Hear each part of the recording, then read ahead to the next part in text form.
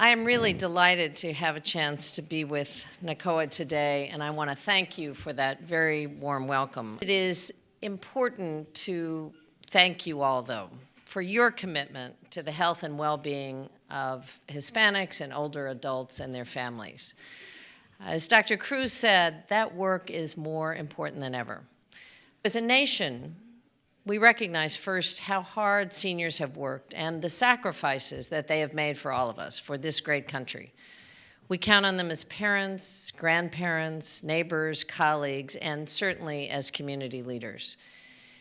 And we believe in this administration that every American deserves the opportunity to grow old and retire with the security and health care that they have earned. Medicare, no doubt, has made our country stronger and more prosperous. And this administration is dedicated to protecting and strengthening that program, not for the near future, but for the long future.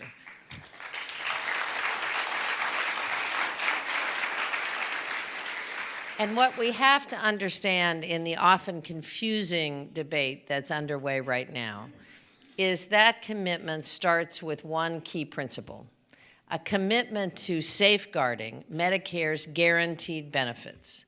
And we need to also continue to strengthen those benefits where we can to meet seniors' needs.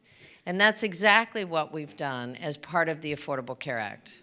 As we continue to put sounder footing on the program, we're taking more steps. One of them, as Dr. Martinez mentioned, is to crack down on fraud. As a result, prosecutions of healthcare fraud cases are up 75% since 2008, and that's very good news. But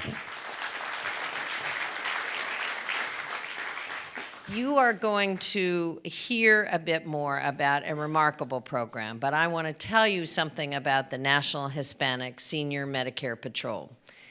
Because what we've learned is that with all the technology and all the law enforcement officers and all the investigations we do, the most valuable resource we have fighting Medicare fraud are the millions of seniors serving as our eyes and ears. And that's why we've partnered with NHCOA to launch the National Hispanic Senior Medicare Patrol, who use culturally and linguistically appropriate resources to close the gap in Medicare fraud education among Hispanic older adults. Now, we have seen this work pay off. I heard from a Medicare beneficiary in Texas who was asked to sign a work order for his diabetes supplies. Normally, he wouldn't have paid a lot of attention, but he had gone through a program and listened to one of the National Hispanic Senior Medicare Patrol reports at his adult care center. And the reporter showed him how he should look a little more closely at the bill he was getting. And that's how he noticed he was being charged $7,000 for 1 month's supply. So the bill said one thing, $7,000, and his supplies said a very different thing.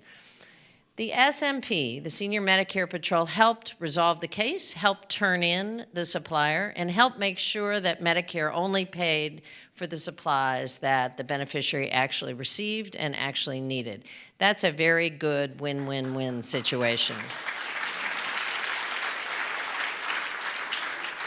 Now, we hear stories like this in communities around the country, and they're a reminder that all of us have a role in keeping Medicare strong. We recognize that this work builds on a foundation laid over many years by leaders like those of you in the room. For 40 years, NHCOA has been a very strong voice for Hispanic older adults. And when the national conversation has turned to programs like Medicare and Medicaid, we've looked to you to help remind communities what's at stake. So the fact is right now that we have 50 million Americans counting on Medicare. And 2/3 of Medicaid spending goes to two populations: care for older Americans and care for persons with disabilities. So you can't cut 1/3 of those program dollars without harming older Americans in nursing homes and at community levels and persons with disabilities. But we can't afford to take these programs for granted. Seniors have given a lifetime of hard work and sacrifice to their country, to their community, to their families. They deserve the basic dignity that comes with quality care and the support to live at home and in their own communities, and we all need to work to make that happen. Over many decades, our nation has built programs like Medicare and Medicaid that fulfill that fundamental promise. And we've worked hand in hand with our partners to protect and improve them. So I'm here to say we are eager to continue to work and partner with all of you. By working together, we can continue to honor this commitment, not only for this generation, but for generations to come. Thank you for what you do each and every day, and have a great conference.